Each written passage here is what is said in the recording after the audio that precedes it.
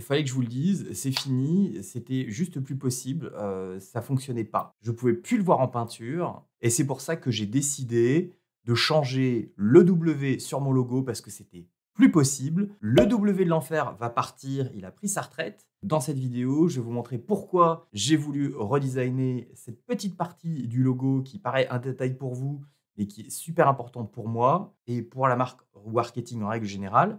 Et quel est le résultat final qui a découlé de ma réflexion par rapport à ça. Le logo que j'ai créé pour la chaîne date quasiment d'il y a 3 ans. Comme vous le savez, j'ai mis beaucoup de temps à créer la chaîne, en tout cas à me lancer alors que tout était déjà prêt, etc. Blablabla. Enfin bref, je ne vais pas rentrer dans les détails, mais c'est vrai que le logo au début, très honnêtement, j'en étais très content. La typo custo était plutôt sympa, que ça fonctionne très bien sur fond clair, ça fonctionne très bien sur fond foncé. Mais il y avait toujours une petite partie qui m'a toujours énervé, c'est cette partie, la partie W au début, en negative space. On arrive à lire sur le logo, il n'y a pas de souci, mais ce qui m'énervait le plus, c'était ça. C'est que séparer le W pour faire une icône, très honnêtement, ça ne fonctionnait pas du tout. Ça ressemblait à rien, il faut quand même le dire. Et donc, du coup, ça fait quand même quelques semaines que je me suis attelé à essayer de trouver une solution, principalement pour régler ce problème du W. Alors pourquoi je me focalise principalement sur le W et pas sur une autre lettre? Tout simplement parce que maintenant que Warketing est une marque déposée aux États-Unis mais aussi en France, le but est de modifier, de faire quelques petits changements et de faire en sorte que Digital Warketing cette année, pas trop longtemps, devienne Warketing tout court. Et donc, ça veut dire changer le logo, ça veut dire changer ça un petit peu partout, ça veut dire changer de nom de domaine. Et donc, ça demande quand même pas mal de modifications et de faire les choses bien. Changer le logo un petit peu partout, c'est pas très compliqué. Modifier l'intégralité du site, surtout le nom de domaine pour pas perdre le SEO, etc., faire les redirections, très honnêtement, ça demande beaucoup plus de travail. Donc du coup, ça c'est certainement un process que je vais aussi partager avec vous quand ce sera le moment. Mais en attendant, c'est le logo qui nous intéresse. Et donc ces dernières semaines, j'ai travaillé sur différentes versions de ce W. D'abord, une version qui était un petit peu plus travaillée, avec un petit peu plus de 3D, et donc quelque chose qui fonctionnait plutôt pas mal dans le logo. Le problème, c'est que même avec de la couleur, très honnêtement, une fois qu'on enlevait l'intégralité du logo, c'est-à-dire on enlève le digital et puis on enlève le Warketing, le logo en lui-même a toujours le même problème. Ça ressemble à rien. Tout seul, ça ressemble à rien du tout. Donc ça, c'était un premier problème. Ensuite, j'ai continué à essayer de travailler sur la même version du logo, mais avec une séparation du logo, de la couleur, dans peut-être quelque chose de plus rond, quelque chose de séparé, etc. Le problème, c'est que alors là, c'est plat de chez plat. Très honnêtement, un W comme ça, on en voit partout, dans un rond. On va dire que la personnalité de la marque n'est pas du tout représentée. Donc ça fonctionnait pas du tout dans ce sens-là. Et puis ensuite, j'ai essayé de retravailler un petit peu plus le W, plus intégré avec le A, pour quelque chose qui clairement était plutôt classe, un petit peu 3D au-dessus par rapport au logo. Mais là encore, problème, c'est qu'une fois qu'on enlève le logo en lui-même et qu'on garde le W, très honnêtement, ce W-là, on comprend que c'est un W, mais zéro personnalité. Très honnêtement, on voit un truc comme ça, on se dit le W il est cool, mais on ne sait pas forcément que c'est tel W de telle marque. Ça n'a aucune personnalité. Donc du coup, je me suis retrouvé dans une impasse en me disant ça va jamais fonctionner. Et donc dans ces cas-là, qu'est-ce qu'il faut faire quand vous êtes un petit peu bloqué dans un design?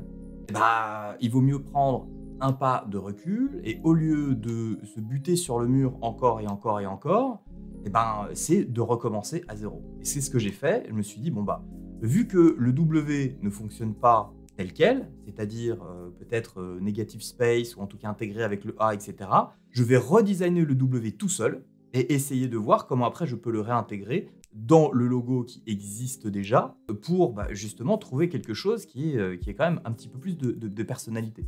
Donc ce que j'ai fait dans un premier temps, c'est que j'ai fait quelque chose de simple, de quelque chose qui est totalement neutre, et puis le faire évoluer au fur et à mesure. En tout cas, c'est comme ça que moi, je travaille beaucoup. Et donc, c'est ce que j'ai fait ici.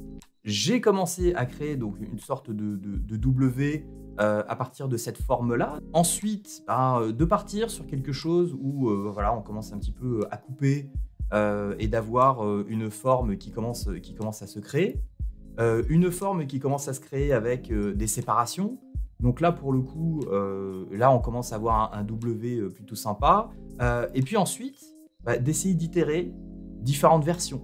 Et puis, au fur et à mesure, de commencer un petit peu à trouver de nouvelles formes, d'intégrer deux points avec un slash et slash, parce que je voulais intégrer aussi cette notion d'internet, donc 3W, deux points slash slash.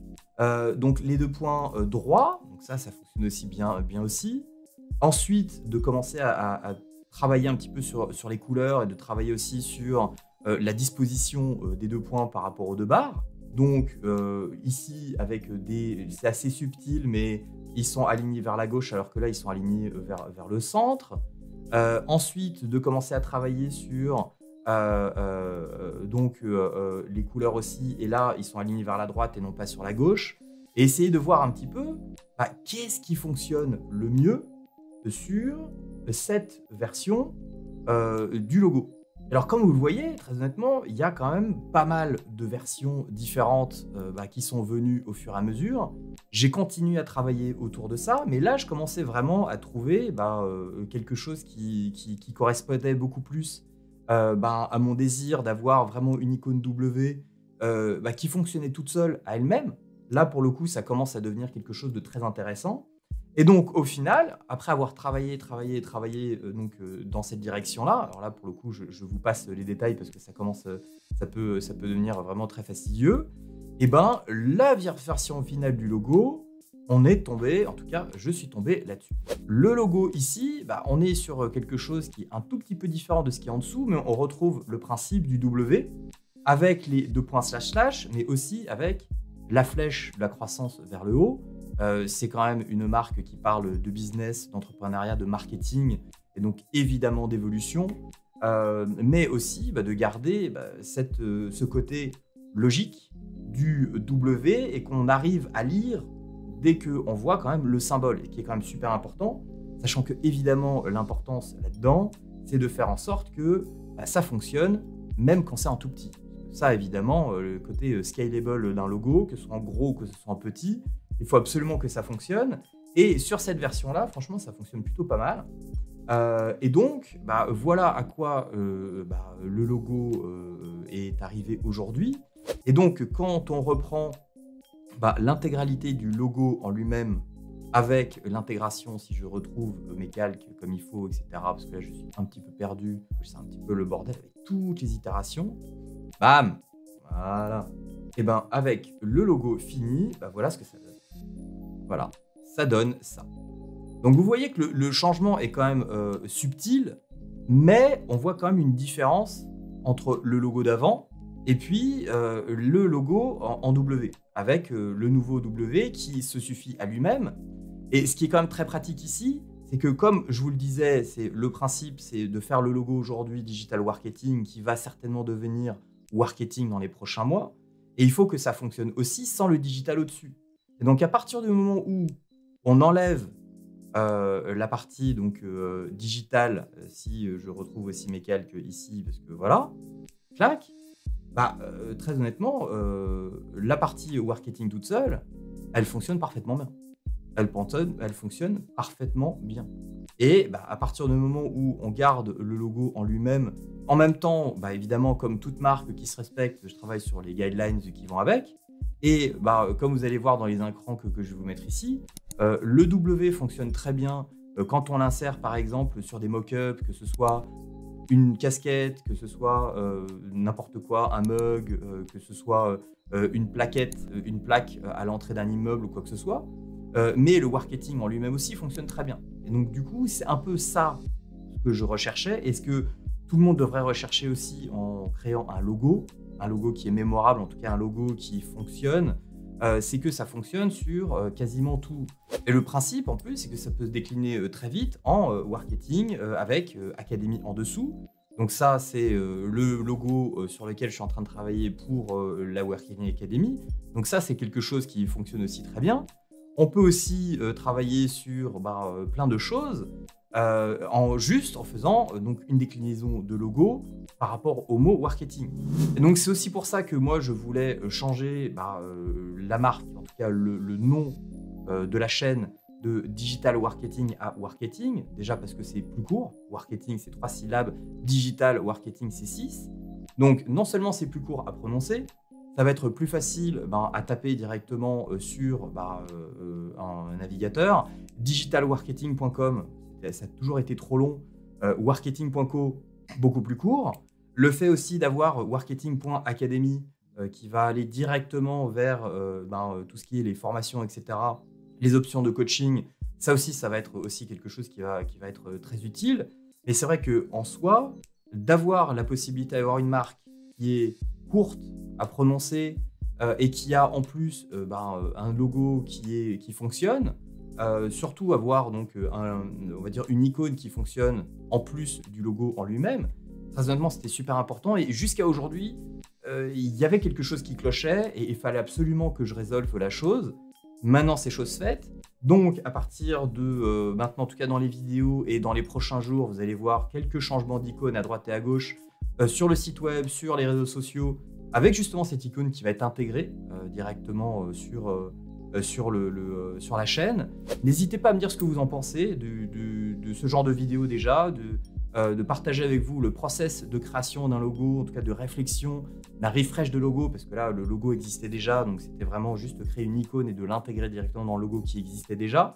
Dites-moi si c'est quelque chose qui vous intéresse et si c'est quelque chose que peut-être on peut faire plus souvent, voire de faire directement avec vos logos, de pouvoir les critiquer, peut-être les améliorer et vous aider à avancer en tout cas dans votre branding. Et puis, qu'est-ce que vous pensez aussi du logo en lui-même, de sa modification et puis de ce W nouveau par rapport à l'ancien, même si peut-être que vous étiez passé à côté. Qu'est-ce que vous en pensez? Parce que ça m'intéresse aussi de voir un petit peu les réactions. Mais très honnêtement, le logo aujourd'hui tel qu'il est, moi j'en suis quand même assez content. Je trouve qu'il fonctionne très très bien.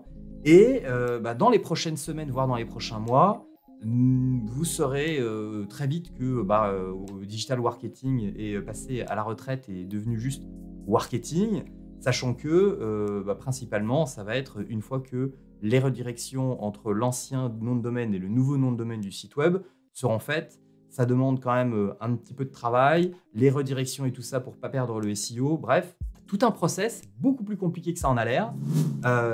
Et puis voilà, j'espère que cette vidéo vous a intéressé. Et si le branding, c'est quelque chose qui vous intéresse, je vous invite à aller regarder cette vidéo qui est 100% branding, super intéressante. Et puis moi, je vous dis merci d'avoir regardé et à une prochaine dans une prochaine vidéo.